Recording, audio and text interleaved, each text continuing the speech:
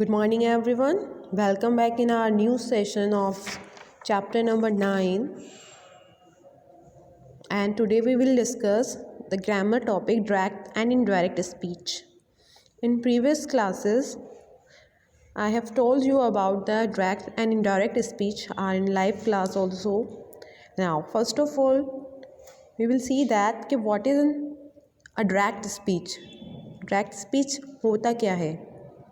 Direct speech is an speech that sentence that quotes a speaker's exact words are said to be written in direct speech. And whenever we write a direct speech, we use the quotation marks to show the direct speech. Here, in the example, you can see that the first example is Meeta said. लिखी commas लगे हुए हैं, फिर ऊपर inverted commas लगे हुए हैं, सब कोटेशन मार्क कहते हैं. Ritu I like the book. Okay, Ritu I like the book. Now you can see that is the direct speech, क्योंकि जो मीता ने कहा है हमने उसे एज इट इज़ उसी के वर्ड्स में हमने कह रखा है, उसी वर्ड्स में हमने कहा है, इसलिए वो क्या कहलाएगी हमारी direct speech.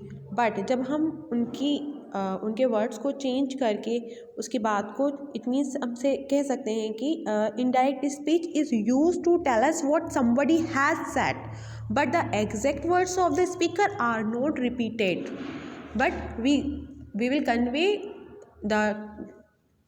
the statement of the others in our statement to convert in our statement, that is the indirect speech. It means किसी ने कोई बात कही तो हम उस कही हुई बात को उन्हीं के वर्ड्स में ना कह करके अपनी वर्ड्स में कन्वर्ट करके जब कहते हैं, that's called the indirect speech. Now look at Meeta told Ritu said it like the book. Clear? Have you any problem? हमने प्रीवियस क्लास पे जब हमने पढ़ा था तो हमने क्या पढ़ा था, उसमें सिंपल दे रखा था आपका.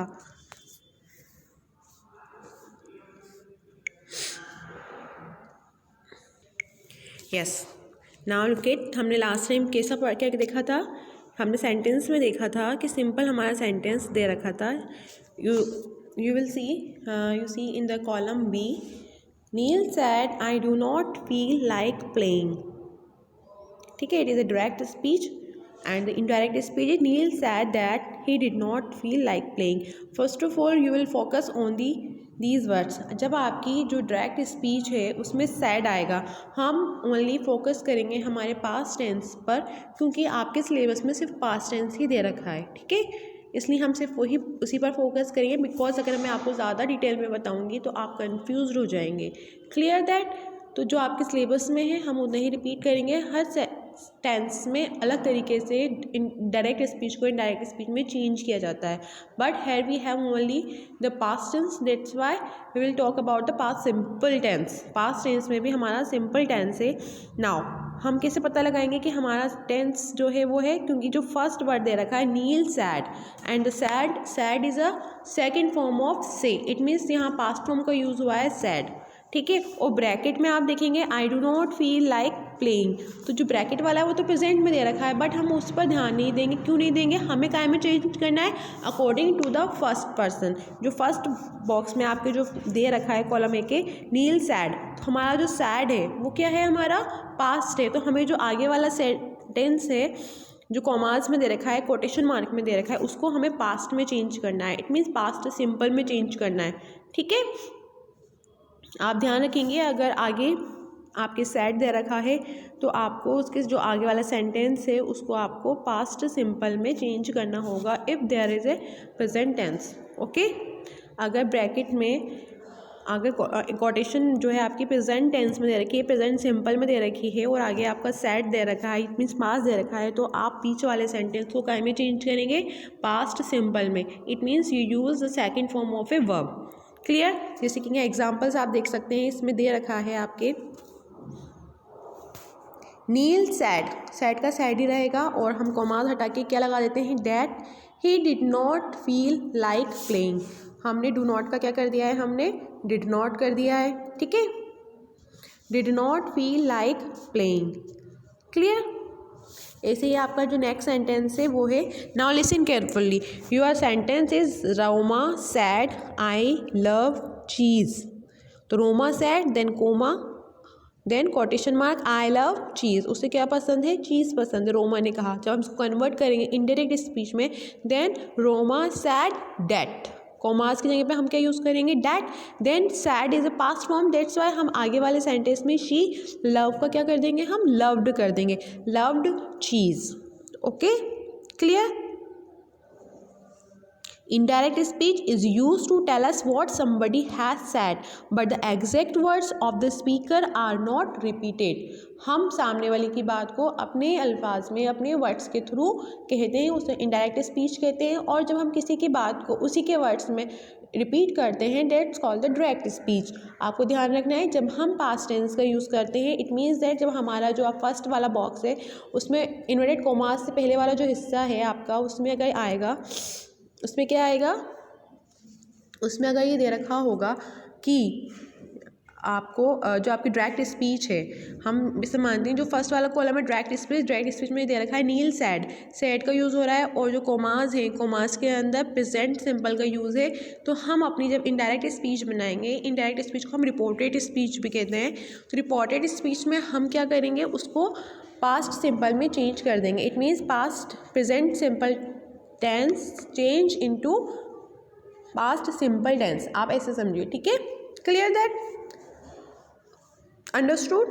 जब सैड सिर्फ सैड दे रखा होगा तो हम सैड डेट ही लगाएंगे, बट सैड के साथ दे रखा हो कि नील सैड रमेश, यानी कि एक को सब नील ने रमेश से कहा, तो हम सैड को चेंज कर देते हैं टोल्ड में। In the past tense we will change said into past, sorry said change into a told. हम टेल की सेकंड फॉर्म यूज़ करेंगे टोल्ड, क्योंकि पास्ट टेंस है तो हम सैड को टोल्ड कर देंगे जब हमारे पास ऑब्जेक्ट होता है। फर्स्ट इज ये नील से सब्जेक्ट है, नील सैड, नील ने किससे कहा हमें नहीं पता, बट अगर यहाँ लिखा हुआ होता नील सैड रमेश, तो हम यहाँ कहते हैं नील टोल्ड रमेश। तो सैड टाइम में हो जाता टोल्ड में चेंज हो जाता जब यहाँ सैड टू होता, बट यहाँ पे ओनली सैड दे रखा है, that's why we write said ही, हमें सैड ही लिखना है, सैड और डैट लगा देना है। क्लियर। आपको यहाँ तक कुछ डाउट हो तो you can consult me and ask me about the topic. Clear. Now look eight one more thing important, in direct speech में कुछ वर्ड्स होते हैं जिनको हम जब रिपोर्टेड स्पीच यानी डायरेक्ट स्पीच में चेंज करते हैं तो वो वर्ड्स चेंज हो जाते हैं। लाइक टुडे का हम चेंज कर देते हैं, today is change into that day, tomorrow change into the next day, next week, month, next year, वो चेंज हो जाता है the following week. Okay, and the this change into that, here change into there, ago change into before, tonight change into date night, yesterday change into the day before, या हम उसे previous day भी बोलते हैं, and now change into then। आप ध्यान रखेंगे direct speech में जब ये वर्ड्स लिखे हुए आएंगे और आप इसको इनडायरेक्ट स्पीच में या फिर रिपोर्टेड स्पीच में चेंज करेंगे तो इन वर्ड्स को हम इस तरीके से इनमें चेंज कर देंगे। Okay, I will give you the notes, then you will copy, and copy करने से बेहतर है आप उसको लर्न करें। ठीक है, आप उसको लर्न कर लेंगे कि हमारा जो टुडे है वो डेट डे में चेंज हो जाएगा, टुमारो नेक्स्ट वीक में, नाउ देन में, टू नाइट डेट नाइट में। इस तरीके से आपको वो याद करना है। क्लियर, इतना समझ आ गया आपको। हम पढ़ रहे हैं direct speech in past tense. Okay, वो भी past simple tense. Past it means कि जो हमारा डायरेक्ट स्पीच है वो जब हमारा किस में होगा, डायरेक्ट स्पीच जो है उसके अंदर जो कोटेशन है वो हमारी प्रेजेंट में होगी और हमारे बाहर सैड होगा, तो हम उसको यानी बाहर पास्ट होगा, अंदर प्रेजेंट सिंपल होगा। तो हम जो डायरेक्ट इनडायरेक्ट स्पीच में चेंज करेंगे तो हम किस में चेंज करेंगे, पास्ट सिंपल टेंस में ही चेंज करेंगे। ठीक है, हम सिर्फ इतना ही पढ़ेंगे क्योंकि यही हमारे सिलेबस में है। आप ज़्यादा समझेंगे तो आप कंफ्यूज हो जाएंगे। In further studies we will study the more. Okay, clear? Now again focus on the back. Yes, now अब देखिए आप, ये है आपका, मैंने आपको बोला कि सैड के साथ अगर कोई वर्ड आएगा तो आप उसको टोल्ड कर देंगे। तो फर्स्ट एग्जांपल देखिए, मीता सैड रितु। मीता ने किससे कहा है, हमारे यहाँ पे ऑब्जेक्ट है। ठीक है, रितु आ गया, दैट्स वाई हमने सैड को काय में चेंज कर दिया है, टोल्ड में। मीता टोल्ड रितु, फिर देन हम कोमा लगाएंगे डैट। ठीक है, डैट अब मैंने आपको पहले भी बताया था कि जो फर्स्ट पर्सन होता है उस फर्स्ट पर्सन को हम फर्स्ट पर्सन से चेंज कर देते हैं, यानी कि हमारा फर्स्ट पर्सन क्या है, यहाँ पे आई है, तो आई हमारा फर्स्ट वाला, देखो फर्स्ट पर्सन है हमारी मीता और सेकंड पर्सन है हमारा रितु, क्योंकि रितु ऑब्जेक्ट है, फर्स्ट सेकंड पर्सन नहीं है यहाँ पे, it means subject and object. हमारा सब्जेक्ट क्या है, मीता, एंड द रितु इज, ठीक है। तो अब आप देखिए आई जो फर्स्ट पर्सन है, अगर यहाँ पे शी होता तो हम शी को रितु से चेंज करते हैं, बट यहाँ पे आई है क्योंकि आई फर्स्ट है तो हम फर्स्ट वाले से ही चेंज करेंगे, मीता, मीता इज ए गर्ल, तो हमने यहाँ पे यूज़ कर दिया है she like the book, clear, she like the book. आई किससे चेंज हो जाएगा, हमारा मीता से चेंज हो जाएगा, क्योंकि हम मीता की बात करेंगे तो हम मैं नहीं कह सकते, हम उसके बाद तो कन्वर्ट करके कह रहे हैं, तो हम गर्ल के लिए जो प्रोनाउन यूज़ करते हैं शी, हम वो यूज़ करेंगे, clear that. Now look at the next, Karan sad I enjoy dancing, what the Karan sad. अब देखिए यहाँ पे हमारा ऑब्जेक्ट नहीं है तो हम सिंपल लगाएंगे करण सैड डैट आई। अब I is a first person, तो फर्स्ट पर्सन को हम फर्स्ट सब्जेक्ट से चेंज करेंगे, तो हमारा फर्स्ट सब्जेक्ट क्या है, करण, तो Karan is a boy, that's why we put he enjoyed dancing, clear, any doubt, yes. और इन्जॉय का पास्ट फॉर्म हो जाएगी इन्जॉयड, बिकॉज यहाँ हमारा क्या है, फर्स्ट इसमें हमारा दिए रखा है पास्ट, तो हम इसे पास्ट में चेंज कर देंगे, और ये सिंपल प्रेजेंट टेंस है इसलिए हम सिंपल पास्ट में इसे चेंज करेंगे, ठीक है। Now look at the second example, my grandmother sad I am feeling old, my grandmother sad I am feeling old, clear that.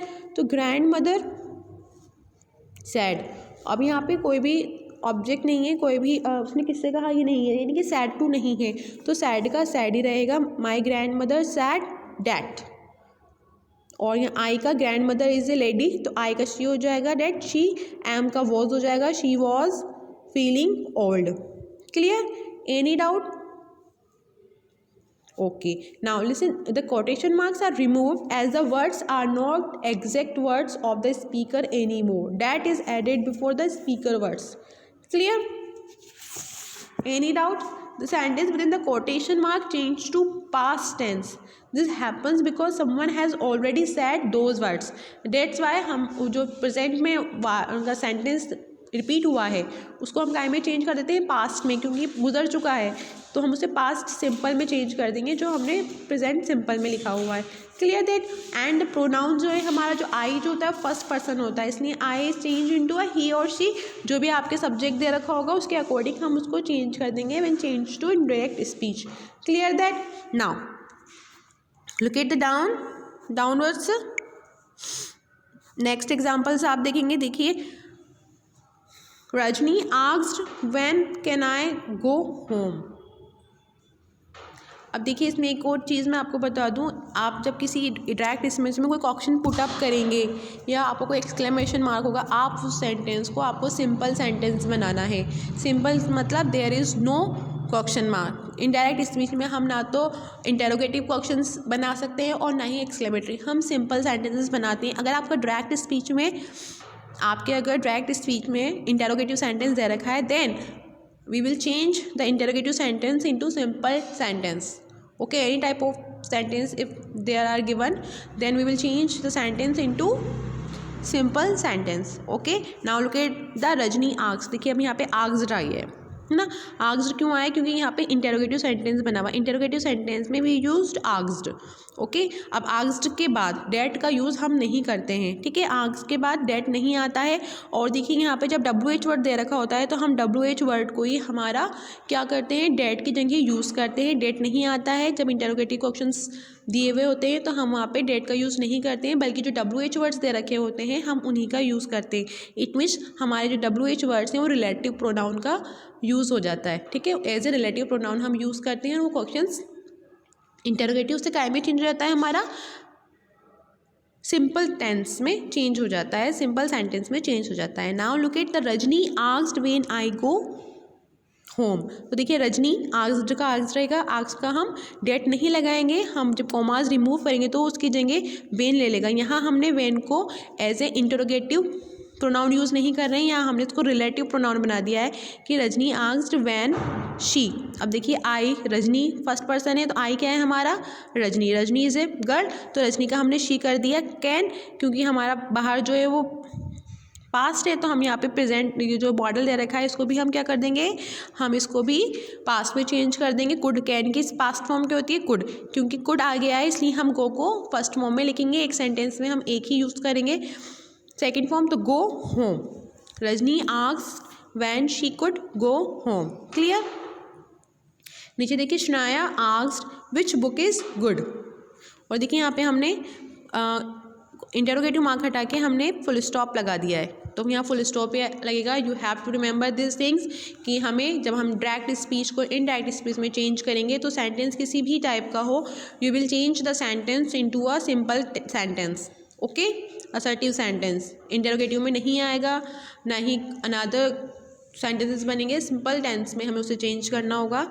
Shreya asked, again that का use नहीं होगा इंटरोगेटिव क्वेश्चंस में, interrogative sentences में हम date का use नहीं करते हैं। जो WH वर्ड दे रखा होता है उसी को ही हम रिलेटिव प्रोनाउन की तरह यूज़ करते हैं। श्रेया आस्क्ड, आस्क्ड के साथ कभी भी डेट नहीं आएगा।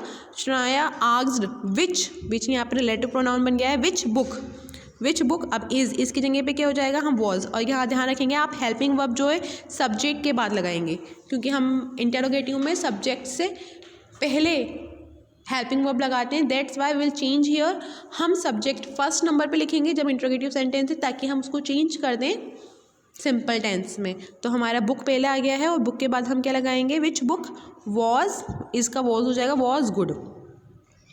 Clear. Now Shreya asked who lives in the house, same Mohan asked, sorry Mohan asked who, relative pronoun बन गया, लिव्स का लिव्ड हो गया, in the house. Clear that. Now here we focus that कि how interrogative change sentence change into indirect speech, and also remember that is not added in the case of interrogative sentence. We added the question word whatever we given, when, which, who, as a, what, as a relative pronoun, उसको हम add करते हैं। क्या add करते हैं, वही words। Clear that. Hope you will understood this thing. If you have any problem you will ask me in our next class, in our online class. Till then take care.